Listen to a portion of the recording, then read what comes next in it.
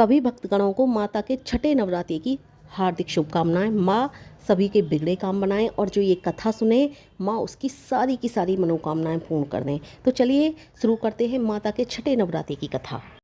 नवरात्र के छठे दिन माँ कात्यायनी की पूजा की जाती है और माँ कात्यायनी की पूजा करने से कुंवारी कन्याओं के विवाह में आ रही बाधाएं समाप्त हो जाती हैं और भी माँ कात्यायनी बहुत सब कुछ देने वाली हैं और कुंवारी कन्याओं को सुयोग्य वर की प्राप्ति होती है। कहा जाता है कि द्वापर युग में जो गोपियां थीं उन्होंने श्री कृष्ण भगवान को पति रूप में पाने के लिए माँ कात्यायनी की ही पूजा की थी। अगर आप माँ कात्यायनी की पूजा नित्य प्रति करते हैं तो आपका आज्ञा चक्र भी जागृत हो जाता है और माँ कात्यायनी की पूजा करने से अगर आपकी बृहस्पति खराब हो तो वो भी ठीक हो जाते हैं। अब पौराणिक कथा भी सुन लेते हैं।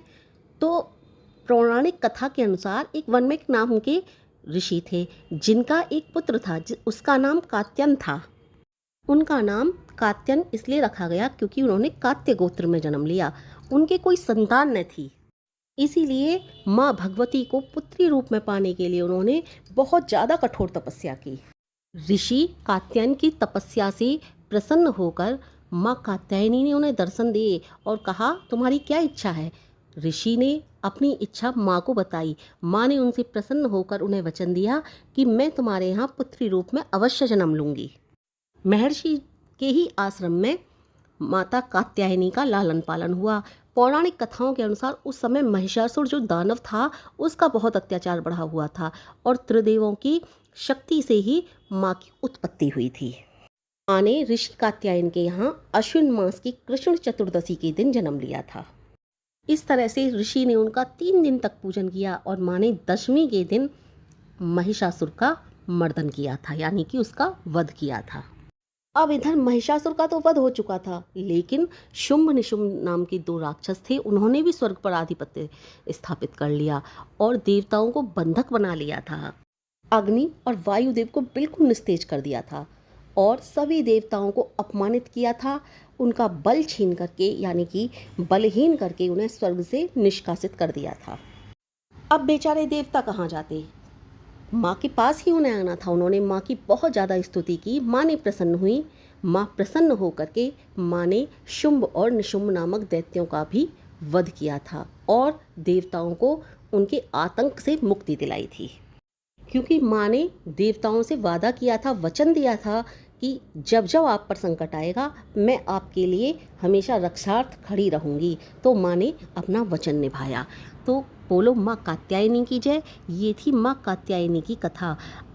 अब जानते हैं माँ कात्यायनी की पूजा विधि के विषय में। अब माँ कात्यायनी की पूजा के लिए जो भी भक्तगण पूजा करना चाहते हैं, माँ कात्यायनी की भक्ति करना चाहते हैं, तो वो पहले तो शुद्ध और निर्मल हो जाएं, क्योंकि शुद्ध और निर्मल होने के बाद ही माँ कात्यायनी की पूजा की जाती है। उसके बाद आपने नवरात्रि में पहले दिन कलश तो रख ही लिया होगा और नहीं रखा है तो आप माँ कात्यायनी के दिन कलश रख सकते हैं, क्योंकि माँ कात्यायनी सदैव देवताओं की रक्षक हैं। देवताओं को वचन दिया है उन्होंने, इसलिए सबसे पहले माँ कात्यायनी अन्य देवी देवताओं की पूजा से प्रसन्न हो जाती हैं। इसलिए सबसे पहले अन्य देवी देवताओं की पूजा करनी चाहिए, उसके बाद माँ कात्यायनी की पूजा करनी चाहिए। अब फूल लेकर के माँ के चरणों में अर्पित करना चाहिए और माँ से प्रार्थना करनी चाहिए, हे माँ, भेंट स्वरूप मैं ये फूल आपको अर्पित कर रही हूँ और माँ आप इस भेंट को स्वीकार करें।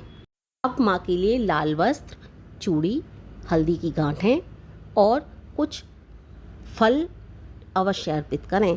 उसके बाद माँ की आरती गाएं और माँ की आरती गाने के बाद उन्हें शहद से बना हुआ प्रसाद अवश्य अर्पित करें।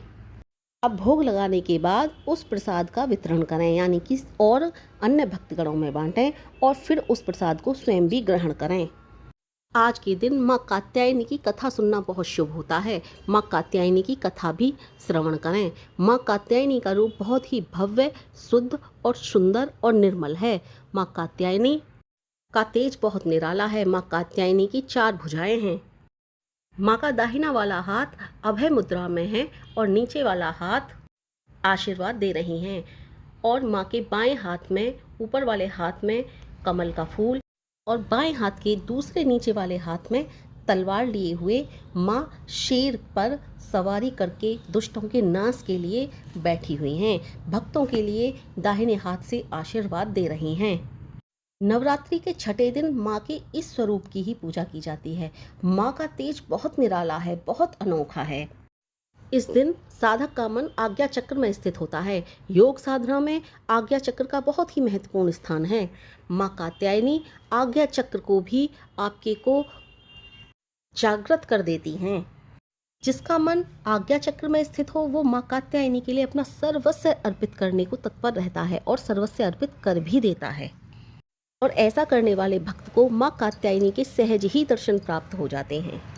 माँ कात्यायनी की सेवा से, पूजा से, आराधना से, साधना से मनुष्य को बहुत ही जल्दी अर्थ, धर्म, काम और मोक्ष चारों की प्राप्ति हो जाती है। माँ कात्यायनी की साधना, आराधना करने से मनुष्य इस लोक में भी अलौकिक तेज को प्राप्त होता है और हर तरह की सुख सुविधा उसके पास होती है। माँ कात्यायनी की पूजा करने से रोग, शोक, संताप, कष्ट सब दूर हो जाते हैं, क्योंकि माँ ने सभी देवताओं के कष्ट दूर किए थे। निस्तेज हुए अग्निदेव और वायुदेव को उनकी शक्तियाँ वापस की थीं। हमें उन दयालु माँ कात्यायनी की, सदैव भक्तों पर कृपा करने वाली माँ कात्यायनी की पूजा के लिए हमेशा तत्पर रहना चाहिए और उनकी छठे नवरात्रि वाले दिन तो अवश्य ही पूजा करनी चाहिए। माँ कात्यायनी का मंत्र है, या देवी सर्वभूतेषु माँ कात्यायनी रूपेण संस्था, नमस्तस्यै नमस्तस्यै नमस्तस्यै नमो नमः।